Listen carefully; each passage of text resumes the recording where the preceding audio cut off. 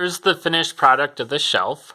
In the last video, we kind of had left it where this was kind of tipped on its side.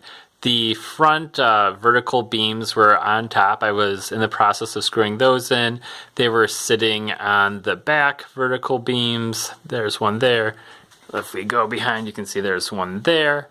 And basically, in order to get so I could tip it up, I kind of just put screws in at an angle. So I think that's called toe nailing.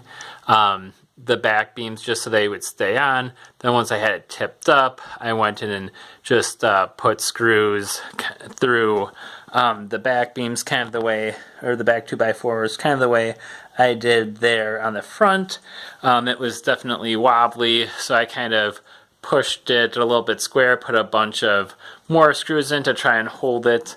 On the ends, these are 27-inch 2x4s. I used those as braces. Again, put more screws in there. For some of them, I put, an extra screw going into the 2x4 that's connected to the OSB board. And then up top, had a couple little braces just to help brace it, to the foundation or whatnot. So overall, it's relatively stable. Yeah, if I push it, it wiggles, but most of the wiggle is actually the whole shelf itself.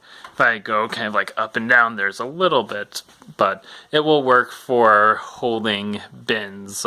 Usually I use 18 or 20 gallon bins, so this is actually kind of a good view of what I've done elsewhere in the basement with it.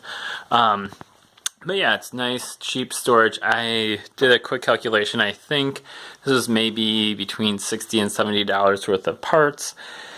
And it can hold 24 of those plastic totes that are, 18 or 20 gallons each. So yeah, that's a good amount of storage, not too expensive. And yeah, I didn't use a level or a square, so definitely not professional level or great, but for my purposes it actually works out just fine. So if someone else wants to do something that's probably good enough for something residential, not commercial or whatever, this hopefully was helpful. But yeah, one more time, the finished product.